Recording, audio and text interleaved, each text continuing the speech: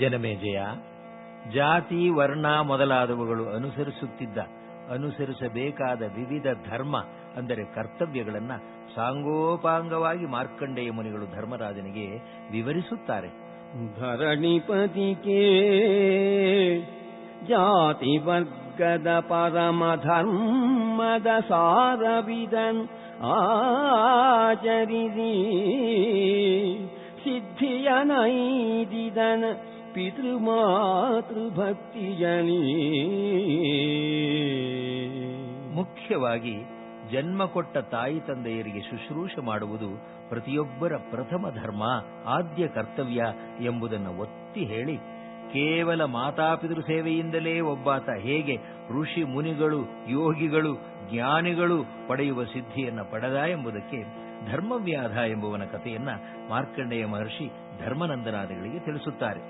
ಒರೆಗೆ ಬನ್ನಕ್ಕೆ ಬೆರಸಿ ವೇದೋಚ್ಚರಿತ ಧರ್ಮವನರುಹಿದನು. ಒರೆಗೆ ಬನ್ನಕ್ಕೆ ಬೆರಸಿ ವೇದೋಚ್ಚರಿತ ಧರ್ಮವನರುಹಿದನು. ಭೂಸುರಗೆ ಧರ್ಮಂ ವ್ಯಾಧನೆಂಬನ ಕಥೆಯ ಕೇಳೆಂದ.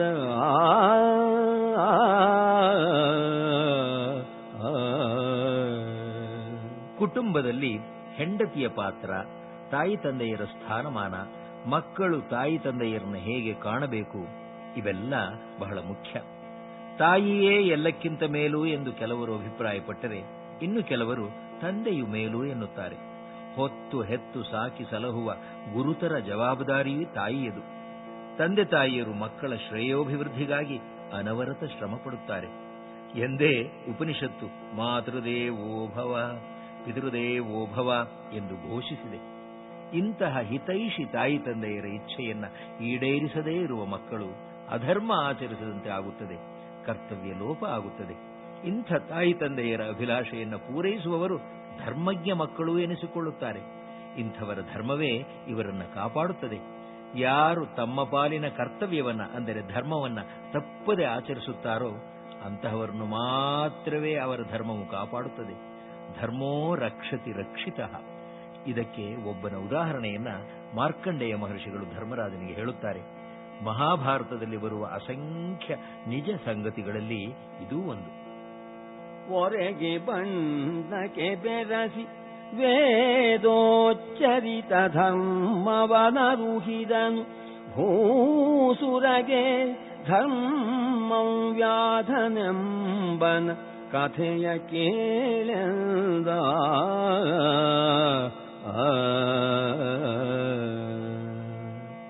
ಜನಮೇಜಯ ಮಹಾರಾಜ, ವೇದ ಪಾರಂಗತನೂ ತಪಸ್ವಿಯೂ ಶೀಲವಂತನೂ ಧರ್ಮಾಚಾರದಲ್ಲಿ ಇದ್ದವನೂ ಆದ ಬ್ರಾಹ್ಮಣನೊಬ್ಬ ಇದ್ದ. ಮುದ್ಗಲ್ಯ ವಂಶದಲ್ಲಿ ಹುಟ್ಟಿದ್ದ ಆತ ವಿದ್ಯಾಭ್ಯಾಸ ಮುಗಿಸಿ ಬ್ರಹ್ಮಚರ್ಯ ವ್ರತದಲ್ಲಿ ಇದ್ದ. ಅವನ ಹೆಸರು ಕೌಶಿಕ ಅಂತ. ಕೇಳು ಜನಮೇಜಯ ಧರಿತ್ರೀಪಾಲ ಮಾರ್ಕಂಡೇಯ ಮುನಿಪತಿ ಹೇಳಿದನು. ವೇದೋಕ್ತ ಧರ್ಮದ ಸಾರ ಸಂಗತಿಯ ಶೀಲಗುಣ ಸಚ್ಚರಿತನಲ್ಲಿ ಸಮ್ಮೇಳವಿಸಿ.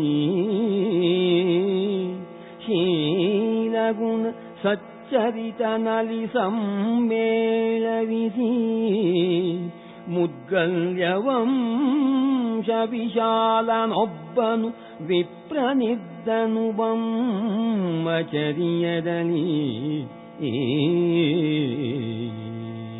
ವೇದಾಭ್ಯಾಸ ಪರನಾಗಿದ್ದು ಸದಾ ಅಧ್ಯಯನಶೀಲನಾಗಿದ್ದ ಆತ ಮರವೊಂದರ ಕೆಳಗೆ ಕುಳಿತು ವೇದಮಂತ್ರವನ್ನು ಹೇಳುತ್ತಿದ್ದ. ಒಂದು ದಿನ ಧರಣಿಪತಿ ಕೇಳು ಆ ಮಹೀಸುರವರನು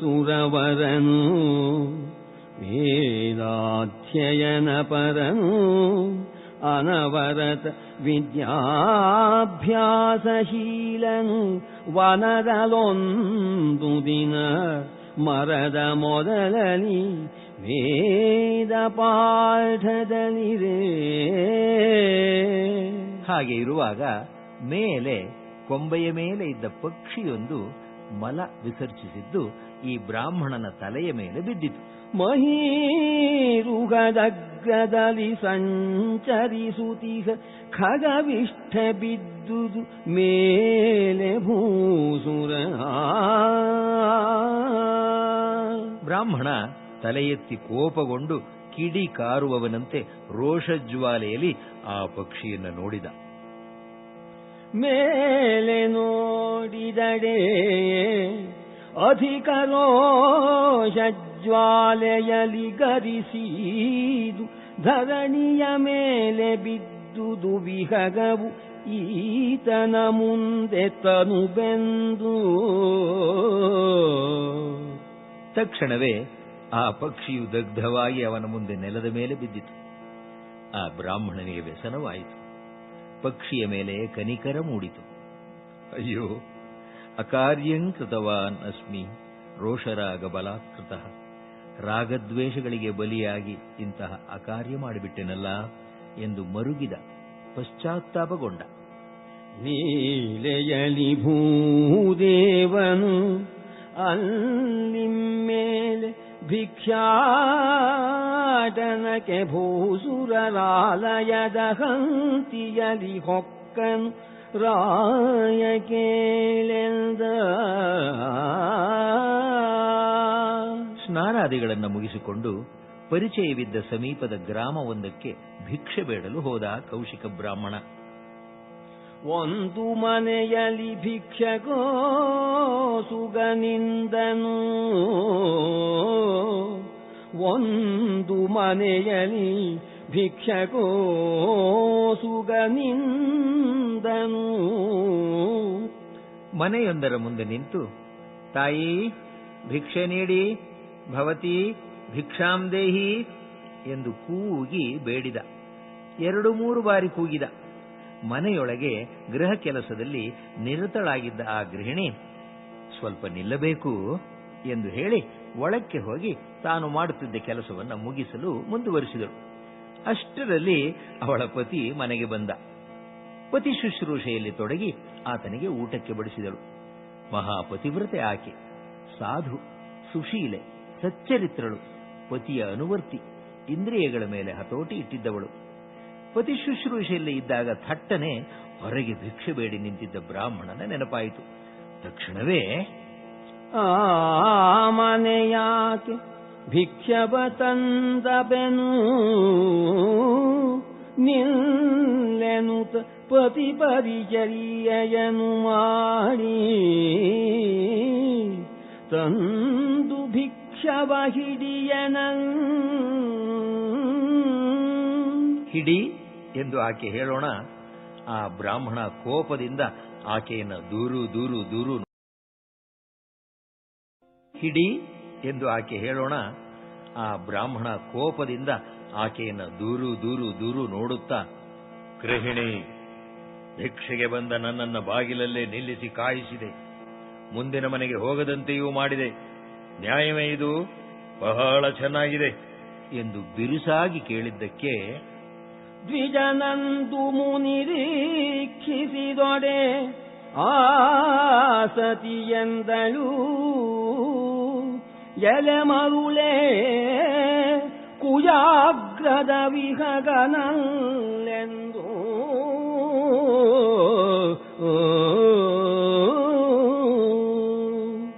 ಪತಿ ಸೇವೆಯಲ್ಲಿ ಇದ್ದೆ, ಹಸಿವಾಗಿ ಬಂದಿದ್ದ ಆತನಿಗೆ ಬಡಿಸಿದೆ ಎಂದಾಕೆ ಹೇಳಿದಾಗ, ಓಹೋ, ಬ್ರಾಹ್ಮಣನಿಗಿಂತ ಪತಿ ಮೇಲಾಗಿ ಬಿಟ್ಟನೋ ಎಂದು ಇನ್ನಷ್ಟು ರೋಷದಿಂದ ಕಣ್ಣುಗಳಿಂದ ಕಿಡಿಕಾರುತ್ತಾ ಹೇಳಿದ ಗೌತಮ. ಅದಕ್ಕೆ ಆ ಗೃಹಿಣಿ, ಅಯ್ಯೋ ಮರುಳು ಬ್ರಾಹ್ಮಣ, ವೃಥಾ ಯಾಕೆ ಕೋಪಗೊಂಡು ನನ್ನ ಕಡೆ ನೋಡುತ್ತೀಯಾ? ನಿನ್ನ ಕೋಪ ನನ್ನನ್ನು ಏನು ತಾನೇ ಮಾಡೀತು? ಆ ಕಾಡಿನಲ್ಲಿ ನೀ ಕುಳಿತಿದ್ದ ಜಾಗದಲ್ಲಿ ಇದ್ದ ಮರದ ಮೇಲೆ ಕೊಕ್ಕರೆ ಸುಟ್ಟು ಭಸ್ಮವಾಯಿತಲ್ಲ, ನಾನು ಹಾಗೆಯೇ ಆಗಿಬಿಡುತ್ತೇನೆ ಎಂದು ಭಾವಿಸಿದ್ದೀಯಾ? ಕೋಪವನ್ನ ಅಡಗಿಸಿಕೋ ವಿಪ್ರೋತ್ತಮ ಎಂದಳು. ವಿಸ್ಮಿತನಾಗಿ ಮೂಕನಾಗಿ ಶಿಲೆಯಂತೆ ಅರೆಕ್ಷಣ ನಿಂತುಬಿಟ್ಟ. ವೇದಾಧ್ಯಯನ ನಿರತನಾಗಿದ್ದ ಆ ಬ್ರಾಹ್ಮಣನಿಗೆ ಮೈಯೆಲ್ಲ ಬೆವರಿತು. ಕಾಡಿನಲ್ಲಿ ನಾ ಕುಳಿತಿದ್ದ ಜಾಗದ ಮರದ ಮೇಲೆ ಇದ್ದ ಪಕ್ಷಿ ಉರಿದು ಬಿದ್ದುದು ತಾಯಿ ನಿನಗೆ ಹೇಗಮ್ಮ ತಿಳಿಯಿತು? ಬೆರಗಿನೊಳು ದ್ವಿಜ ನಿರ್ದನು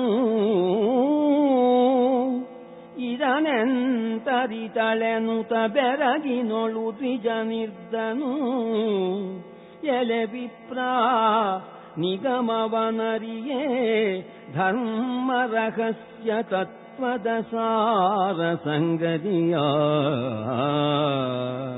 ಬ್ರಾಹ್ಮಣೋತ್ತಮ, ನಾನು ಗೃಹಿಣಿಯ ಧರ್ಮ ತನ್ನ ಪತಿ ಸುತರನ್ನ ಸೇವೆ ಶುಶ್ರೂಷಾದಿಗಳಿಂದ ನೋಡಿಕೊಳ್ಳುವುದು.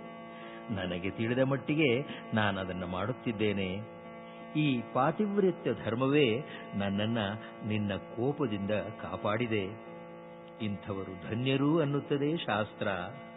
ಅರಿದು ಪತಿ ಪರಿಚರ್ಯದಲ್ಲಿ ಕೈ ಮೆರೆಯದಾರಾಗಲಿ ಸುಧರ್ಮದೊಳೆರಕ ಉಳ್ಳೊಡೆ ಧನ್ಯರು. ಅರಿದು ಪತಿ ಪರಿಚರ್ಯದಲ್ಲಿ ಕೈ ಮೆರೆಯದಾರಾಗಲಿ ಸುಧರ್ಮದೊಳೆರಕ ಉಳ್ಳೊಡೆ ಧನ್ಯರು ಎಂದಳು ಕಾಂತಿ ಭೂಸುರಗೆ. ಬ್ರಾಹ್ಮಣೋತ್ತಮ, ಕೋಪಿಸಬೇಡ. ಕ್ರೋಧ ಎಂಬುದು ಮನುಷ್ಯರಿಗೆ ಶರೀರದ ಒಳಗೇ ಅಡಗಿರುವ ಶತ್ರು ಎನ್ನುತ್ತಾರೆ. ಇದು ವಾಸ್ತವಪ್ಪ. ಕ್ರೋಧ ಕಾಮಗಳನ್ನು ಗೆದ್ದವನೇ ಬ್ರಾಹ್ಮಣ. ಸತ್ಯವನ್ನೇ ನುಡಿಯುತ್ತಾ, ಗುರು ಸೇವೆ ಮಾಡುತ್ತಾ, ತನ್ನನ್ನ ಹಿಂಸಿಸುವವರನ್ನು ಸಹ ಸಹಿಸಿಕೊಂಡು ಅವರಿಗೆ ಪ್ರತಿಹಿಂಸೆ ಮಾಡದೇ ಇರುವಂಥವನು ಬ್ರಾಹ್ಮಣ ಎನ್ನುತ್ತಾರೆ. ವೇದಾಧ್ಯಯನ ಮಾಡಿದವರು ಮನಸ್ಸನ್ನು ಅಡಗಿಸಿಕೊಳ್ಳಬೇಕು, ಸೈರಣೆ ಸಮಾಧಾನ ಶಕ್ತಿಯನ್ನು ಬೆಳೆಸಿಕೊಳ್ಳಬೇಕು, ಇಂದ್ರಿಯಗಳನ್ನು ಹತೋಟಿಯಲ್ಲಿ ಇಟ್ಟುಕೊಳ್ಳಬೇಕು ಎನ್ನುತ್ತದೆ ಶಾಸ್ತ್ರ. ಪೂಜ್ಯ, ನೀನು ಧರ್ಮಗಳನ್ನು ಬಲ್ಲವನು, ವೇದಗಳನ್ನು ಅಧ್ಯಯನ ಮಾಡಿದ್ದೀಯ, ಶುದ್ಧಾತ್ಮ. ಆದರೂ ಅನ್ಯಥಾ ಭಾವಿಸಬಾರದು. ನೀ ಇನ್ನೂ ಧರ್ಮ ಸೂಕ್ಷ್ಮಗಳನ್ನು ತಿಳಿದಿಲ್ಲವೋ ಎಂದು ನನಗೆ ಅನಿಸುತ್ತಾ ಇದೆ. ಉತ್ತಮ ಧರ್ಮ ಏನು ಎಂದು ತಿಳಿಯದೇ ಇದ್ದ ಪಕ್ಷದಲ್ಲಿ, ದ್ವಿಜೋತ್ತಮ, ಇಲ್ಲಿಗೆ 4-5 ಯೋಜನ ದೂರದಲ್ಲಿ ಒಂದು ಪಟ್ಟಣ ಇದೆ. ಇಲ್ಲಿಗಿದೆ 4-5 ಯೋಜನದಲ್ಲಿ ಪಟ್ಟಣವು, 4-5 ಯೋಜನದಲ್ಲಿ ಪಟ್ಟಣವಿದೆ. ಅದರೊಳೊಬ್ಬನು ಬಲ್ಲನು ಅಗ್ಗದ ಧರ್ಮ ಮುದ್ರಾ ಘಟನ ವಿಘಟನ. ಮಿಥಿಲಾ ನಗರ ಎಂದು ಅದರ ಹೆಸರು. ಧರ್ಮವ್ಯಾಧ ಎಂಬ ಹೆಸರಿನವನು ಒಬ್ಬ ಇದ್ದಾನೆ. ಜಾತಿಯಲ್ಲಿ ವ್ಯಾಧನಾದರೂ ತಂದೆ ತಾಯಿಗಳ ಶುಶ್ರೂಷೆಯಲ್ಲಿ ಇರುವವನು, ಸತ್ಯವನ್ನೇ ನುಡಿಯುವವನು, ಜಿತೇಂದ್ರಿಯ. ಆ ವ್ಯಾಧನಲ್ಲಿಗೆ ಹೋದರೆ ಎಲ್ಲ ಧರ್ಮಗಳನ್ನು, ಧರ್ಮ ಸೂಕ್ಷ್ಮಗಳನ್ನು, ಧರ್ಮ ರಹಸ್ಯಗಳನ್ನೂ ತಿಳಿಸುತ್ತಾನೆ. ಅಲ್ಲಿಗೈದುವುದು ನೀನಲ್ಲಿಗೈದುವುದು ಆತನಲ್ಲಿ ನೀನೆಲ್ಲವನು ತಿಳಿ. ನಿನ್ನ ಚಿತ್ತದೊಳಿಲ್ಲಲೇ ಪರಿಪಾಗವು, ನಿನ್ನ ಚಿತ್ತದೊಳಿಲ್ಲಲೇ ಪರಿಪಾಕವೆಂದು ಉಪದೇಶಿಸಿದಳು ಅಬಲೇ. ಹಾಗೆ ಹೇಳಿ, ನಿನ್ನಲ್ಲಿ ನಾ ಏನಾದರೂ ತಪ್ಪಾಗಿ ನಡೆದುಕೊಂಡಿದ್ದರೆ, ಅತಿಕ್ರಮಿಸಿ ಮಾತಾಡಿದ್ದರೆ ಕ್ಷಮಿಸು. ಧರ್ಮವನ್ನ ಬಲ್ಲ ಸ್ತ್ರೀಯರು ಎಂಥವರಿಗೂ ಅವಧ್ಯರು ಎಂದು ಮಾತ್ರ ತಿಳಿದಿರು ಎಂದು ಆಕೆ ಹೇಳೋಣ. ತಾಯಿಯೇ, ನೀ ಧನ್ಯೆ. ನಿನ್ನನ್ನು ಕಂಡ ನಾನು ಧನ್ಯ. ನನ್ನ ಕಣ್ಣನ್ನು ತೆರೆಯಿಸಿದೆಯ ನೀನು. ಮಂಗಳ ಸ್ವರೂಪಿ, ಸುಖವಾಗಿರು, ದೀರ್ಘ ಸುಮಂಗಲೀ ಭವ ಎಂದು ಹರಸಿ ಆ ಬ್ರಾಹ್ಮಣ ಹೊರಡುತ್ತಾನೆ ಅಲ್ಲಿಂದ. ಅವನ ಹೆಸರು ಧರ್ಮವ್ಯಾಧ. ಹೆಸರು ಧರ್ಮವ್ಯಾಧನು ಆತನ ಹೆಸರು ಧರ್ಮವ್ಯಾಧನು. ಆತನ ದೆಸೆಯೊಳರಿಹೋಗೆನಲು ಬಂದನು ವಸುಧೆಯ ಮರನು ನಗರಿಗಾಸತಿ ಕೊಟ್ಟ ಕುರುಹಿನಲಿ. ಅವನಿಂದ ಕಲಿ ಎಂದು ಹೇಳಿ ಆ ಗೃಹಿಣಿ ಅವನಿರುವ ಊರು ಸ್ಥಳಗಳನ್ನು ತಿಳಿಸುತ್ತಾಳೆ. ಅದೇ ಪ್ರಕಾರ ಹುಡುಕಿಕೊಂಡು ಬರುತ್ತಾನೆ. ಪಾಪ, ಬಳಲಿ ಬೆಂಡಾಗಿ ಬಿಟ್ಟನಂತೆ ಬ್ರಾಹ್ಮಣ. ಹಸಿದು ಬೀದಿ ಬೀದಿಯಲ್ಲಿ ವಿಚಾರಿಸುತ್ತಾ, ಹಸಿದು ಬೀದಿಗಳೊಳಗೆ ತೊಳಲಿದು ಗಸಣಿಗೊಳುತ್ತ ಪುರಾಂತದಲ್ಲಿ ಕರ್ಕಶ ಪುಳಿಂದರ ಕೇರಿಲಿದೆ ಕಂಡು ಅಲ್ಲಿಗೈತಂದ. ಧರ್ಮವ್ಯಾಧ ಎಲ್ಲಿದ್ದಾನೆ? ಧರ್ಮವ್ಯಾಧ ಇರುವ ಮನೆ ಯಾವುದು ಎಂದು ಕೇಳುತ್ತಾ ಮಿಥಿಲಾ ನಗರದಲ್ಲಿ ನಡೆದು ಬಂದ ಕೌಶಿಕ ಬ್ರಾಹ್ಮಣ ಕೊನೆಗೊಮ್ಮೆ ಬೇಡರ ಕೇರಿಯೊಂದನ್ನು ಹುಡುಕಿಕೊಂಡು ಬಂದ. ಜಿಂಕೆಯ ಮಾಂಸ, ಎಮ್ಮೆಯ ಮಾಂಸ, ಆಡು ಕುರಿಯ ಮಾಂಸಗಳನ್ನು, ಬಸೆ, ನೆಣ, ಸುಂಟಿಗೆಗಳನ್ನು ಹರಡಿಕೊಂಡು ಹಸಿಯ ತೊಗಲನ್ನು ಹಾಸಿಕೊಂಡು ಮೀನುಗಳನ್ನು ಕೋದು ಮಾಲೆ ಮಾಲೆಯಾಗಿ ನೇತು ಹಾಕಿ ಮಾರಾಟ ಮಾಡುತ್ತಿರುವ ಮಾಂಸ ವ್ಯಾಪಾರಿಯನ್ನ ಕಂಡ. ಬಸೆ ನೆಣನ ಸುಂಟಿಗೆಯ ಹರಗಿದ ಹಸಿಯ ತೊಗಲಿನ ತಳಿತ ಖಂಡದ ಹಸರ ದುರುಗಲ ಕಾಳಿಜದ ಜಂಗಡೆಯ ಗಳಗೆಗಳ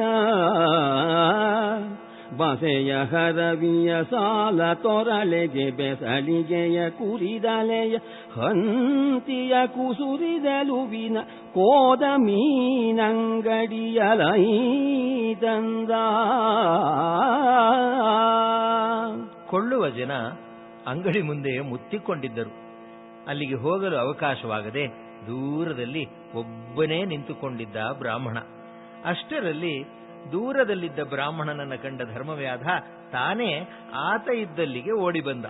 ಬರಬರಲು ದೂರದಲ್ಲಿ ವಿಪ್ರನ ಬರವ ಕಂಡು ಇರಿರಾಗಿ ಬಂದು ಪಚರಿಸಿದನು. ಬಂದೈ ಪತಿವ್ರತೆಯನ್ನ ದೂರಿದಳೇ. ಹೇ ಭಗವನ್, ನಮಸ್ಕರಿಸುತ್ತೇನೆ. ಸುಸ್ವಾಗತ ನಿಮಗೆ. ನಾನು ಕೀಳು ಜಾತಿಯ ಬೇಡ. ನೀವು ಇಷ್ಟು ದೂರ ಇಲ್ಲಿಗೆ ಬಂದಿರುವುದನ್ನ ಬಲ್ಲೆ. ನೀವು ಭಿಕ್ಷೆಗಾಗಿ ಹೋಗಿದ್ದ ಮನೆಯ ಪತಿವ್ರತಾ ಸ್ತ್ರೀ ನಿಮ್ಮನ್ನ ಕಳಿಸಿದ್ದಾಳೆ ಅಲ್ಲವೇ ಎಂದು ಆ ವ್ಯಾಧ ಕೇಳಿದ. ಈ ಮಾತು ಕೇಳಿ ಅಚ್ಚರಿಗೊಂಡ ಕೌಶಿಕ ಬ್ರಾಹ್ಮಣ ಏನೂ ತೋಚದೆ ಶಿಲೆಯಂತೆ ನಿಂತುಬಿಟ್ಟ. ಆಹಾ, ಇದು ಎರಡನೆಯ ಅಚ್ಚರಿ ಎಂದುಕೊಂಡ. ಮೊದಲನೆಯದು ಪತಿವ್ರತಾ ಸ್ತ್ರೀ ಕೋಪದಿಂದ ನೋಡಿದರೆ ಆ ಪಕ್ಷಿ ಸುಟ್ಟು ಹೋದ ಹಾಗೆ ನಾನು ಸುಟ್ಟು ಹೋಗಿ ಬೂದಿಯಾಗುವುದಿಲ್ಲ ಎಂದು ಹೇಳಿದ್ದಾಗ ಆದ ಅಚ್ಚರಿ. ಆ ವ್ಯಾಧ, ವಿಪ್ರೋತ್ತಮ, ನೀವು ಈ ಸ್ಥಳದಲ್ಲಿ ಇರುವುದು ಉಚಿತ ಅಲ್ಲ, ದಯಮಾಡಿ. ಧರಣಿಯ ಮರೋತ್ತಮರಿಗೆ ಇದು ಸಂಚರಣೆ ಯೋಗ್ಯ ಸ್ಥಾನವಲ್ಲ. ಧರಣಿಯ ಮರೋತ್ತಮರಿಗೆ ಇದು ಸಂಚರಣೆ ಯೋಗ್ಯ ಸ್ಥಾನವಲ್ಲ. ಆದರಿಸುವಡೆ ಬಾಯನುತ ತನ್ನಾಲಯಕ್ಕೆ ಕೊಂಡೊಯ್ದ.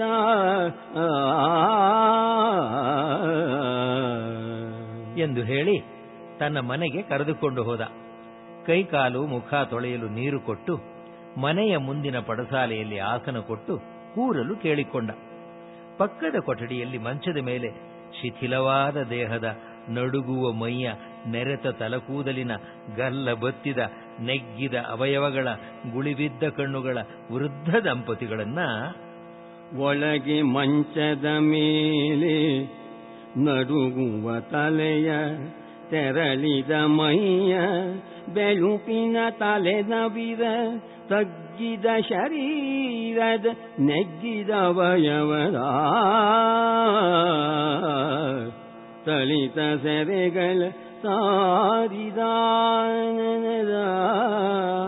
ತಳಿತ ಸೆರೆಗಳ ತಾರಿದಾನನದ ಇಳಿದ ಹುಬ್ಬಿನ ಹುದಿದ ಕಣ್ಗಳ ಚಲಿತ ವದನದ ವೃದ್ಧರನು ತೋರಿದನು ಮುನಿಸುಂದಯೇ. ತೋರಿಸಿ, ಇವರು ನನ್ನ ತಾಯಿ ತಂದೆಯರು, ಈಕೆ ನನ್ನ ಹೆಂಡತಿ, ಇವನು ನನ್ನ ಮಗ. ಇವರು ಮಾತಾ ಪಿತೃಗಳು, ಎನ್ನಯ ಯುವತಿ ಇವಳು, ಇವನೆನ್ನ ಮಗನು. ಇಂತಿವರ ರಕ್ಷೆಗೆ ಬೇಟೆಯಾಡುವೆನು ಅಡವಿಯಲಿ.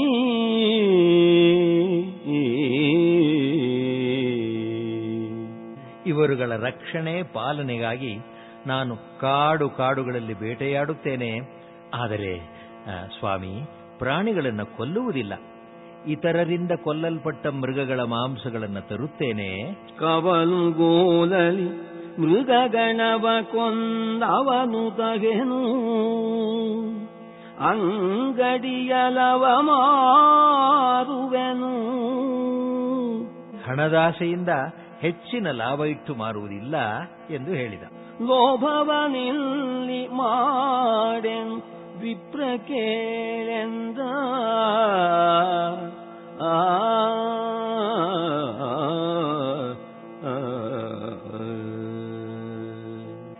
ಅಯ್ಯ ವ್ಯಾಧ, ಈ ವಿಧವಾದ ಜೀವನ ನಿನಗೆ ಯೋಗ್ಯವಲ್ಲ ಎಂಬುದು ನನ್ನ ಅಭಿಪ್ರಾಯವಪ್ಪ. ಸಾಧು ಸ್ವಭಾವದವನಾದ ನೀನು ಇಂಥ ಕ್ರೂರ ವೃತ್ತಿಯಲ್ಲಿ ತೊಡಗಿ ಹೊಟ್ಟೆ ಹೊರೆಯುವುದು ನನಗೆ ಯಾಕೋ ಸರಿ ಕಾಣಿಸುವುದಿಲ್ಲ. ನಿನ್ನ ಕಂಡು ಪಶ್ಚಾತ್ತಾಪ ಆಗುತ್ತಿದೆ ನನಗೆ ಎಂದ ಕೌಶಿಕ ಬ್ರಾಹ್ಮಣ. ಅದಕ್ಕೆ ವ್ಯಾಧ, ವಿಪ್ರೋತ್ತಮರೇ, ನಾ ತಮಗೆ ಹೇಳಿದಂತೆ ಹಣದಾಸೆಯಿಂದ ಹೆಚ್ಚು ಲಾಭಕ್ಕೆ ಮಾರುವುದಿಲ್ಲ ನಾನು. ದೊರಕಿದನಿತಾದ್ರವ್ಯದಲ್ಲಿ ವಿಸ್ತರಿಸುವೆನು, ಸಕುಟುಂಬವಿದನೇ ಹೊರೆವೆನು ಆರ್ಜಿಸುವೆನು. ಕುಟುಂಬಕ್ಕೆ ತಕ್ಕನಿತು ಧನವ. ಅಲ್ಲದೆ ವ್ಯಾಪಾರದಿಂದ ಬಂದ ಅಲ್ಪ ಲಾಭದಿಂದ ಸಂಸಾರದ ವೆಚ್ಚವನ್ನು ಭರಿಸಿ ಸಾಗಿಸುತ್ತಿದ್ದೇನೆ. ಕುಟುಂಬದ ವೆಚ್ಚಕ್ಕೆ ಎಷ್ಟು ಹಣ ಬೇಕೋ ಅಷ್ಟನ್ನೇ ಗಳಿಸುತ್ತೇನೆ. ಅಲ್ಲದೆ ಬ್ರಾಹ್ಮಣೋತ್ತಮ, ನನ್ನ ಜೀವನ ವಿಧಾನದ ಬಗೆಗೆ ಹೇಳಿದಿರಿ. ನನಗೆ ನನ್ನ ತಂದೆ ತಾತಂದಿರ ಕಾಲದಿಂದ ಕುಲಕ್ರಮಾಗತವಾಗಿ ಬಂದಿರುವ ಈ ವೃತ್ತಿಯು ನನ್ನ ಜಾತಿಗೆ ಯೋಗ್ಯವಾದದ್ದೇ ಆಗಿದೆ. ಮಾತಾಪಿತೃಗಳ ಸೇವೆಯಲ್ಲಿ ಇದ್ದು ನಿರುತವಿದು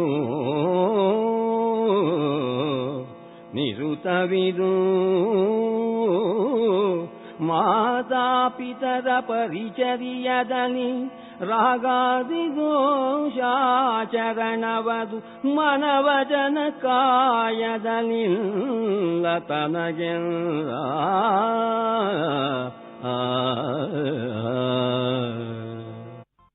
ಮನಸ್ಸಿನಲ್ಲಿ ರಾಗದ್ವೇಷಗಳು ಇಲ್ಲದೆ, ಮನಸ್ಸು ಮಾತು ಕೆಲಸದಲ್ಲಿ ದೋಷವಿಲ್ಲದೆ, ನನ್ನ ಸ್ವಧರ್ಮದ ಆಚರಣೆಯಲ್ಲಿ ನನ್ನ ಕರ್ತವ್ಯ ಪಾಲನೆಯಲ್ಲಿ ತೊಡಗಿರುವ ನನ್ನ ಬಗೆಗೆ ತಾವು ಮರುಕಗೊಂಡು ದುಃಖ ಪಡಬೇಕಾದ ಅಗತ್ಯ ಇಲ್ಲ ಎಂದರೆ ಅನ್ಯಥಾ ಭಾವಿಸಬಾರದು.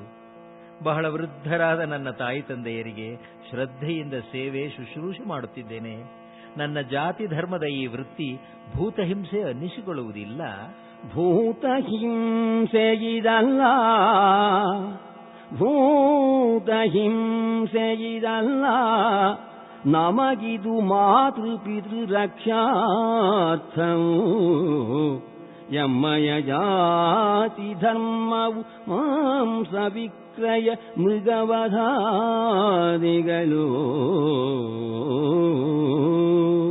ನಿಜಕ್ಕೂ ವಿಪ್ರೋತ್ತಮರೇ, ಜಾತಿ ಧರ್ಮವನ್ನ ತ್ಯಜಿಸಿ ಪರಧರ್ಮವನ್ನ ಅನುಸರಿಸುವುದು ಅಂದರೆ ಪರಂಪರಾಗತವಾಗಿ ಬಂದ ಕುಲಕಸುಬನ್ನ ಕೈಬಿಟ್ಟು ಬೇರೊಬ್ಬರ ಕಸುಬನ್ನ ನಡೆಸಲು ತೊಡಗುವುದು ಧರ್ಮತ್ಯಾಗದ ದೋಷಕ್ಕೆ ನಮ್ಮನ್ನು ಗುರುಮಾಡಿ ಪಾಪ ಕಾರ್ಯವನ್ನು ಎಸಗಿಸಿ ನಮಗೆ ನರಕದ ಬಾಗಿಲನ್ನು ತೆರೆಯುತ್ತದೆ ಎನ್ನಲಾಗಿದೆ ಶಾಸ್ತ್ರಗಳಲ್ಲಿ. ಜಾತಿ ಧರ್ಮ ತ್ಯಾಗ ಕರ್ಮ ವಿಜಾತಿ ಧರ್ಮಗ್ರಹಣವೇ ವಿಖ್ಯಾತ ಕುಂಭೀಪಾಕ ಸಾಧನ ಜಾತಿ ಧರ್ಮ ತ್ಯಾಗ ಕರ್ಮ ವಿಜಾತಿ ಧರ್ಮ ಗ್ರಹಣವೇ ವಿಖ್ಯಾತ ಕುಂಭೀಪಾಕ ಸಾಧನ ವಿಪ್ರಕೇಳ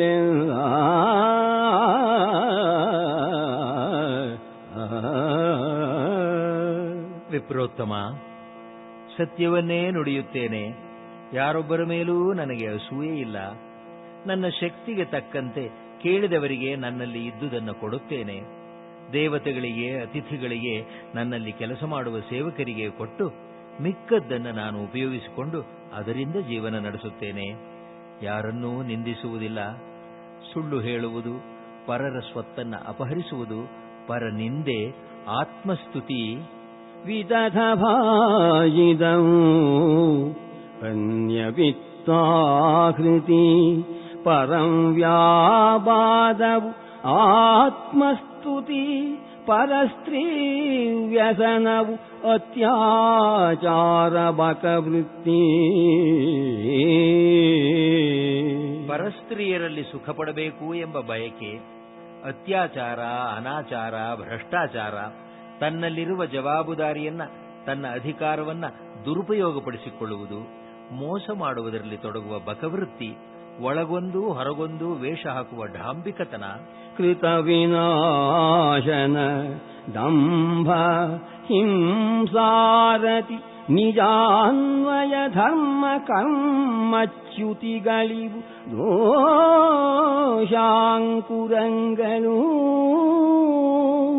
ಇವು ದೋಷಾಂಕುರಂಗಳು ವಿಪ್ರಕೇಳೆಲ್ಲ.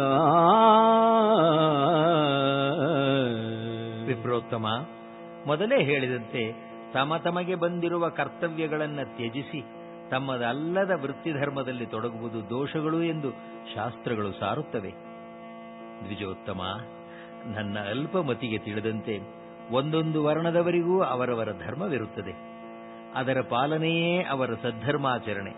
ಅದರಿಂದಲೇ ಅವರಿಗೆ ಇಹ ಪರಗಳಲ್ಲಿ ಸೌಖ್ಯ. ವೇದಾಧ್ಯಯನ, ಸಜ್ಜನ ಸಂಘ, ಶಾಸ್ತ್ರಾದಿಗಳನ್ನು ಕೇಳುವುದು, ಸಾಂಗವೇದಾಧ್ಯಯನ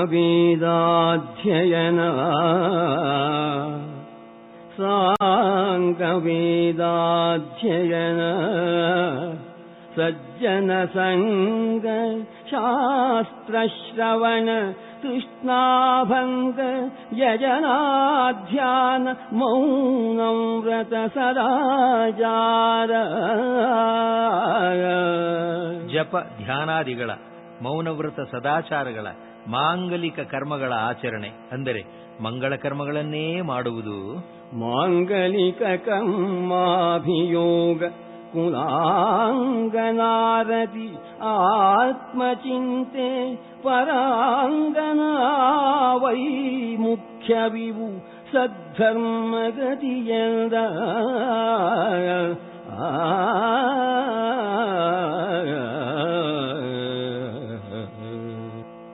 ನಿತ್ಯ ಕರ್ಮಗಳ ಅನುಷ್ಠಾನ, ಪರಸ್ತ್ರೀಯರ ಸಂಘವನ್ನು ಬಯಸದೆ ಸತ್ಕುಲ ಪ್ರಸೂತೆಯನ್ನು ವರಿಸಿ ಕೈ ಹಿಡಿದ ಆ ಧರ್ಮಪತ್ನಿಯಲ್ಲೇ ಸುಖ ಪಡೆಯುವುದು, ಆತ್ಮೋನ್ನತಿಯ ಚಿಂತೆ, ಇವು ಸದ್ಧರ್ಮಗತಿ ಎನ್ನುತ್ತಾರೆ. ಸ್ವಭಾವಜನ್ಯ ದೌರ್ಬಲ್ಯಗಳು ನಮ್ಮ ಒಳಗೇ ಇದ್ದು ನಮಗೆ ಶತ್ರುಗಳಾಗಿ ವರ್ತಿಸಿ ನಮ್ಮನ್ನ ಪಾಪ ಭಾಜನರನ್ನಾಗಿಸುವ ಧನಮದ, ಕುಲಮದ, ಯೌವನಮದ, ವಿದ್ಯಾಮದ, ಪರಿಜನಮದ, ಆಚಾರ ಅನುಷ್ಠಾನ ಮದ, ಕೀರ್ತಿಮದ, ಧನಮದವ, ಸತ್ಕುಲಮದವ, ಯೌವನಮದವ, ವಿದ್ಯಾಮದವ, ಪರಿಜನಮದವ, ವೈಭವಮದವ, ಆಚಾರ ಪದಮದವ. ಇವೇ ಮೊದಲಾದ ಮದಗಳನ್ನ ಶ್ರವಣ, ಮನನ, ನಿಧಿಧ್ಯಾಸನಗಳಿಂದ ಅದುಮಿ ಇಟ್ಟು ವಿನಯ, ಸೌಶೀಲ್ಯ, ಸೌಜನ್ಯಾದಿ ಸದ್ಗುಣಗಳಿಂದ ನಡೆದುಕೊಳ್ಳುವುದು ವಿಹಿತ ಮಾರ್ಗ ಎಂದು ಹೇಳುತ್ತಾರೆ ಪ್ರಾಜ್ಞರು. ಮನನದಿಂ ಶ್ರವಣದಿ ನಿಧಿಧ್ಯಾಸನದಿ ಇವಗಳನ್ನೊತ್ತಿ ವಿದ್ಯಾವಿನಯ ಸೌಶೀಲ್ಯದಲ್ಲಿ ನಡೆಯುವುದು ವಿಪ್ರಕೇಳೆಂದ.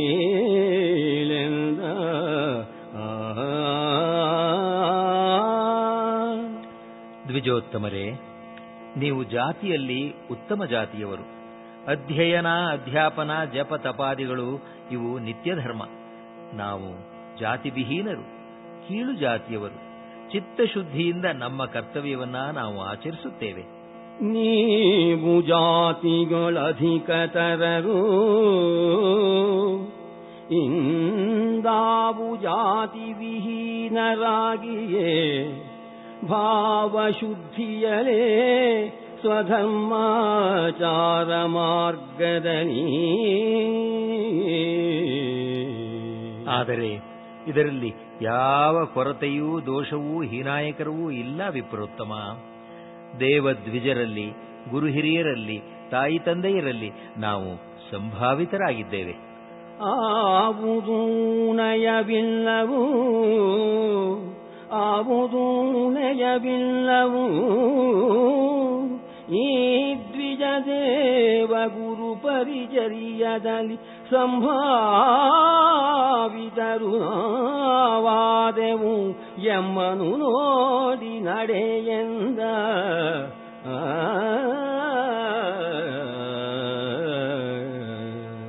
ನಮ್ಮನ್ನು ನೋಡಿ ಅರಿತುಕೊಳ್ಳಿರಿ ಎಂದರೆ ತಪ್ಪಾಗಿ ಭಾವಿಸಬಾರದು ಎಂದು ವಿನಯದಿಂದ ಹೇಳುತ್ತಾನೆ ಆ ಧರ್ಮವ್ಯಾಧ. ನನ್ನ ಬಗೆಗೆ ಇನ್ನೊಂದೆರಡು ಮಾತು ಹೇಳಿಬಿಡುತ್ತೇನೆ. ಮೊದಲೇ ತಿಳಿಸಿದಂತೆ ಸ್ವಾಮಿ, ನಾನು ಪ್ರಾಣಿಗಳನ್ನು ಕೊಲ್ಲುವುದಿಲ್ಲ. ಇತರರು ಕೊಂದ ಪ್ರಾಣಿಗಳ ಮಾಂಸವನ್ನು ಕೊಂಡು ತಂದು ಮಾರುತ್ತೇನೆ. ಇದು ನನ್ನ ವೃತ್ತಿ. ಯಾವಾಗಲೂ ನಾನು ಮಾಂಸ ಭುಜಿಸುವುದಿಲ್ಲ. ಸ್ವಪತ್ನಿಯಲ್ಲಿ ಋತುಕಾಲದಲ್ಲಿ ಮಾತ್ರವೇ ಸಂಗಮಿಸುತ್ತೇನೆ. ಹಗಲೆಲ್ಲ ಉಪವಾಸವಿದ್ದು ರಾತ್ರಿ ಮಾತ್ರ ಭುಜಿಸುತ್ತೇನೆ. ರಾಜರ ಧರ್ಮ ಅಂದರೆ ರಾಷ್ಟ್ರದ ಆಡಳಿತ ನಡೆಸುವ ನೇತಾರರ ದೋಷದಿಂದಲೇ ಧರ್ಮವು ಕೆಡುತ್ತದೆ. ವರ್ಣಾಶ್ರಮ ಧರ್ಮವು ಕೆಡುತ್ತದೆ. ವರ್ಣ ಸಾಂಕರ್ಯವುಂಟಾಗುತ್ತದೆ. ಇದರಿಂದ ಘೋರ ರೂಪಿಗಳು, ಕುರುಡರು, ಕಿವುಡರು, ಕುಂಟರು, ಕುರೂಪಿಗಳು, ಹೆಳವರು, ಗೂನರು, ನಪುಂಸಕರು ಇವರೆಲ್ಲರೂ ವರ್ಣ ಸಾಂಕರ್ಯದಿಂದಲೇ ಹುಟ್ಟುತ್ತಾರೆ. ರಾಜನ ಅನೀತಿಯಿಂದ ಬ್ರಾಹ್ಮಣೋತ್ತಮ, ರಾಷ್ಟ್ರವನ್ನು ನಡೆಸುವ ಮುಖಂಡರ ದುರ್ನೀತಿ ದುರಾಚಾರಗಳಿಂದ ಪ್ರಜೆಗಳಿಗೆ ಹಾನಿ ಹೆಚ್ಚಿ ಕಷ್ಟ ಸಂಕಷ್ಟಗಳಿಗೆ ಈಡಾಗುತ್ತಾರೆ. ನಮ್ಮ ಪ್ರಭು ಜನಕನೋ ಧರ್ಮದಿಂದ ರಾಜ್ಯ ಪರಿಪಾಲನೆ ಮಾಡುತ್ತಿದ್ದಾನೆ. ಲೋಕದಲ್ಲಿ ಸ್ವಧರ್ಮವನ್ನು ಬಿಡುವುದೇ ಅಧರ್ಮ, ಸ್ವಧರ್ಮದಿಂದ ಜೀವಿಸುವುದೇ ಧರ್ಮ ಎಂದು ಎಣಿಸಲ್ಪಟ್ಟಿದೆ. ಸ್ವಕರ್ಮ ತ್ಯಜತೋ ಬ್ರಹ್ಮನ್ ಅಧರ್ಮ ಇಹ ದೃಶ್ಯತೆ, ಸ್ವಕರ್ಮ ನಿರತೋ ಯಸ್ತು ಧರ್ಮ ಸಹ ಇತಿ ನಿಶ್ಚಯ ಎಂದು ಹೇಳಿದ ವ್ಯಾಧ. ಇಷ್ಟೆಲ್ಲ ಕೇಳಿದ ಕೌಶಿಕ ಬ್ರಾಹ್ಮಣ, ಅಯ್ಯ, ನೀನು ನನ್ನ ಅಜ್ಞಾನವನ್ನು ನೀಗಿಸಿ ಅರಿವಿನ ಕಣ್ಣು ತೆರೆದೆ. ನೀ ಹೇಳಿರುವ ರೀತಿ ಧರ್ಮಸೂಕ್ಷ್ಮಗಳನ್ನು ಬೇರಾರೂ ತಿಳಿಸಿಲ್ಲ ಎಂದ. ಧರ್ಮವ್ಯಾಧನು ವಿಪ್ರೋತ್ತಮನನ್ನ ತನ್ನ ತಾಯಿ ತಂದೆಯರ ಬಳಿ ಒಯ್ದು, ಇದೋ ಬನ್ನಿರಿ, ಪ್ರತ್ಯಕ್ಷಂ ಮಮಯೋ ಧರ್ಮ ತಂಚ ಪಶ್ಯ ದ್ವಿಜೋತ್ತಮ. ಈ ಮಾತಾಪಿತೃ ಶುಶ್ರೂಷೆ ಎಂಬ ತಪಸ್ಸಿನ ಪ್ರಭಾವವನ್ನು ನೋಡಿದೆಯಾ? ಏನ ಸಿದ್ಧಿರಿಯಂ ಪ್ರಾಪ್ತ ಮಯಾ ಬ್ರಾಹ್ಮಣ ಪುಂಗವ. ಇದರಿಂದಲೇ ನನಗೆ ಆ ಪರೋಕ್ಷ ಜ್ಞಾನ ಉಂಟಾಯಿತು ಎಂದು ತಿಳಿ. ಪತಿ ಶುಶ್ರೂಷೆಯಲ್ಲಿ ನಿರತಳಾಗಿ ಜಿತೇಂದ್ರಿಯಳಾಗಿ ಸತ್ಯಶೀಲೆ ಎನಿಸಿದ ಆ ಬ್ರಾಹ್ಮಣ ಪತ್ನಿಯು ನಿನಗೆ ಮಿಥಿಲೆಗೆ ಹೋಗು, ಅಲ್ಲಿರುವ ವ್ಯಾಧನು ನಿನಗೆ ಧರ್ಮವನ್ನು ತಿಳಿಸುತ್ತಾನೆ ಎಂದು ಸೂಚಿಸಿದ್ದನ್ನ ಪರೋಕ್ಷದಲ್ಲಿ ಜ್ಞಾನದೃಷ್ಟಿಯಿಂದ ನಾನು ತಿಳಿದುಕೊಂಡೆ. ಈ ನನ್ನ ತಾಯಿ ತಂದೆಯರೇ ನನ್ನ ದೇವರು. ಪಿತಾ ಮಾತಾ ಚ ಭಗವನ್ ಯೇ ತೌ ಮದ್ದೈವತಂ ಪರಂ. ದೇವರಿಗೆ ಮಾಡುವುದನ್ನೇ ಇವರಿಗೆ ನಾನು ಮಾಡುತ್ತೇನೆ. ಯದ್ದೈವತೇಭ್ಯ ಕರ್ತವ್ಯಂ ತದೇತಾಭ್ಯಾಂ ಕರೋಮ್ಯಹಂ.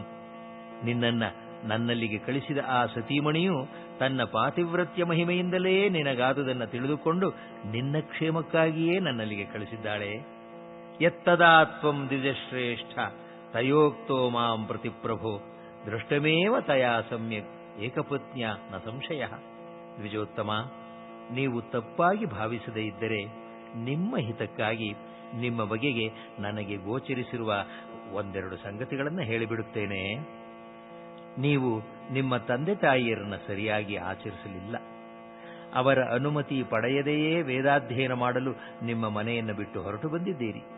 ನೀವು ಮಾಡಿದ ಈ ಕಾರ್ಯ ಯುಕ್ತವಲ್ಲ. ನೀವು ಸತ್ಕಾರ್ಯಕ್ಕೆ ಎಂದು ಹೊರಟರು ಕಣ್ಣು ಕಾಣದ ವೃದ್ಧರಾದ ನಿಮ್ಮ ಬಡ ತಂದೆ ತಾಯಿಯರು ನಿಮ್ಮ ವಿಯೋಗದಿಂದ ಬಹಳವಾಗಿ ಕೊರಗುತ್ತಿದ್ದಾರೆ. ಈಗಲಾದರೂ ಅವರ ಸೇವೆ ಮಾಡಿ ಅವರಿಗೆ ಸಂತಸ ಉಂಟು ಮಾಡಲು ತ್ವರೆಯಿಂದ ನಿಮ್ಮ ಮನೆಗೆ ತೆರಳಿರಿ. ಮಾತಾಪಿತೃ ಶುಶ್ರೂಷೆಯನ್ನ ಕಡೆಗಣಿಸಿ ಏನೇನು ಎಷ್ಟೆಷ್ಟು ಸಾಧಿಸಿದರೂ ವ್ಯರ್ಥವಾಗುತ್ತದೆ ಎಂದು ಹೇಳಿದ ಆ ವ್ಯಾಧ.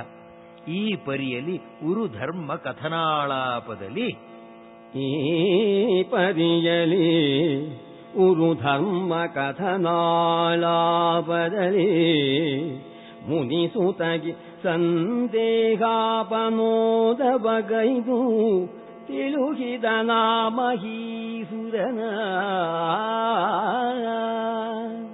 ಕೌಶಿಕ ಬ್ರಾಹ್ಮಣನಿಗೆ ಧರ್ಮವ್ಯಾಧನು ಉಪದೇಶ ಮಾಡಿದ. ಆ ಬ್ರಾಹ್ಮಣೋತ್ತಮನಾದ ಕೌಶಿಕನು, ನನ್ನ ಪೂರ್ವಕರ್ಮದ ಪುಣ್ಯ ಫಲದಿಂದ ನಾನು ಆ ಗೃಹಿಣಿಯನ್ನ ಕಂಡೆ, ಆಕೆಯ ದೆಸೆಯಿಂದ ನಿನ್ನನ್ನು ಕಾಣುವ ಸುಯೋಗ ಪಡೆದೆ. ನಿನ್ನ ಹಾಗೆಯೇ ಧರ್ಮ ಸೂಕ್ಷ್ಮವನ್ನು ತಿಳಿಸುವವರು ಲೋಕದಲ್ಲಿ ಅಪರೂಪ, ದುರ್ಲಭರು. ನಿನಗೆ ಶುಭವಾಗಲಿ. ಪತಿತನಾಗುವುದರಲ್ಲಿ ಇದ್ದ ನನ್ನನ್ನು ಉದ್ಧರಿಸಿದೆ ನೀನು. ನಿನ್ನ ಮಾತಿನಂತೆಯೇ ನನ್ನ ಮಾತಾಪಿತೃಗಳ ಸೇವೆ ಶುಶ್ರೂಷೆಗಾಗಿ ಇದು ಹೊರಟೆ ಎಂದು ಹೇಳಿ, ಧರ್ಮರಾಜ, ಆ ಬ್ರಾಹ್ಮಣೋತ್ತಮ ಆ ವ್ಯಾಧನಿಗೆ ಪ್ರದಕ್ಷಿಣ ನಮಸ್ಕಾರ ಮಾಡಿ ಅಲ್ಲಿಂದ ಮನೆಗೆ ಮರಳಿ ಬಂದು ದೃಷ್ಟಿ ಕಳೆದುಕೊಂಡಿದ್ದ ತನ್ನ ತಾಯಿ ತಂದೆಯರಿಗೆ ನಮಸ್ಕಾರ ಮಾಡಿ ಕ್ಷಮೆಯಾಚಿಸಿ ಅವರ ಸೇವೆಯಲ್ಲಿ ತೊಡಗಿದ ಎಂದು ಮಾರ್ಕಂಡೇಯರು ಧರ್ಮರಾಜನಿಗೆ ಹೇಳಿ ಮುಗಿಸಿದರು.